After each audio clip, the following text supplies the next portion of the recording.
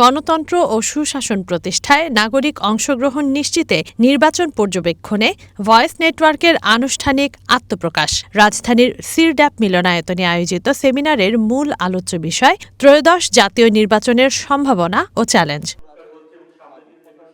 সুশাসন, নির্বাচন প্রক্রিয়া এবং জনগণের ক্ষমতায়ন নিয়ে কাজ করা বিভিন্ন সংস্থার সমন্বয়ে গঠিত এই নেটওয়ার্ক তুলে ধরে ভবিষ্যতে নির্বাচনী প্রক্রিয়া পর্যবেক্ষণের নতুন ধারার কথা।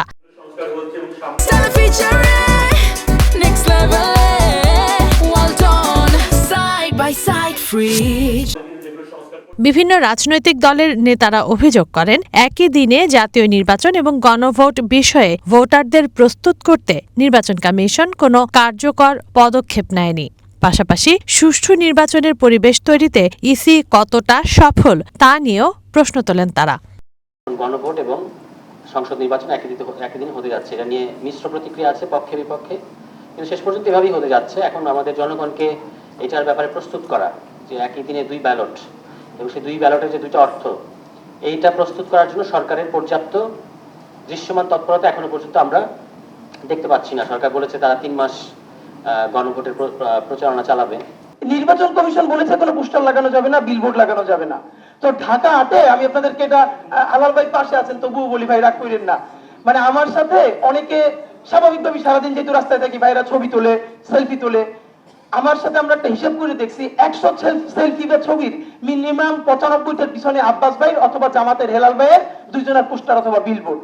প্রধান নির্বাচন কমিশনার নিজে বলেছেন যে আমরা যে আচরণবিধি পরিবর্তন করেছি বা আরপিও সংশোধন করেছি, এর পুরোটা নির্বাচন সংস্কার কমিশন আমাদেরকে যেভাবে দিয়েছে ঠিক ওইভাবে, এমনকি উপদেষ্টা পরিষদে ঠিক ওইভাবেই অনুমোদন দেওয়া হয়েছে। তার মানে রাজনৈতিক দলগুলোর সাথে এই বিষয়গুলো নিয়ে একদমই আলোচনা করা হয়নি। নির্বাচন কমিশনের নিরপেক্ষতা নিয়েও প্রশ্ন তুলেছেন কেউ কেউ। নির্বাচন ব্যবস্থা সংস্কার কমিশনের প্রধান বদিউল আলম মজুমদার অভিযোগ করেন, রাজনীতি একটা ব্যবসায়িক কার্যক্রমে পরিণত হয়েছে। যারা পরবর্তীতে ক্ষমতায় যাবেন তারাও কালো টাকার মালিক হওয়ার একই পথ বেছে নেবেন কিনা সে বিষয়ে সংশয় প্রকাশ করেন তিনি। একটা বড় সমস্যা হলো যে আমাদের নির্বাচনী অঙ্গনটা অপরিচ্ছন্ন, অর্থাৎ নির্বাচনী অঙ্গনটা দুর্বৃত্তায়িত।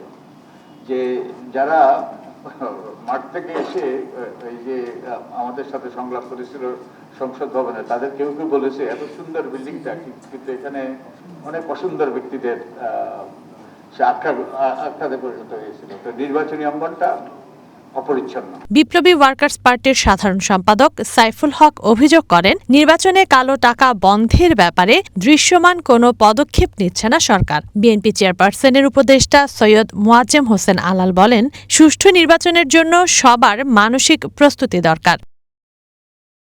রেফারিরা যদি গোল করার চেষ্টা করেন, সেই নির্বাচন শুরুতে প্রশ্নবিদ্ধ হবে, শুরুতে হোঁচট খাবে, এবং সরকারের নিরপেক্ষতা শুরুতে যদি প্রশ্নবিদ্ধ হয় তাহলে গোটা নির্বাচনী প্রক্রিয়া প্রশ্নবিদ্ধ হবে। পদ্ধতি আপনি যত কিছুই নির্ধারণ করেন, মানসিকভাবে যদি আমরা আমাদেরকে নিজেদেরকে ভেতর থেকে অন্তর থেকে ধৌত করতে না পারি, পরিষ্কার করতে না পারি, তাহলে অন্য কোনো বিষয় দিয়ে কোনো কিছু হবে আমি অন্তত এটা বিশ্বাস করি না। উপদেষ্টার দায়িত্ব ছেড়ে নির্বাচনে অংশ নেওয়ার বিষয় নিয়েও সেমিনারে কথা হয়। তানজিনা অন্ত, ওয়ান নিউজ, ঢাকা। ঠিকমতো হয়তো সঠিক জায়গায় আসন দিতে পারিনি, এজন্য আমরা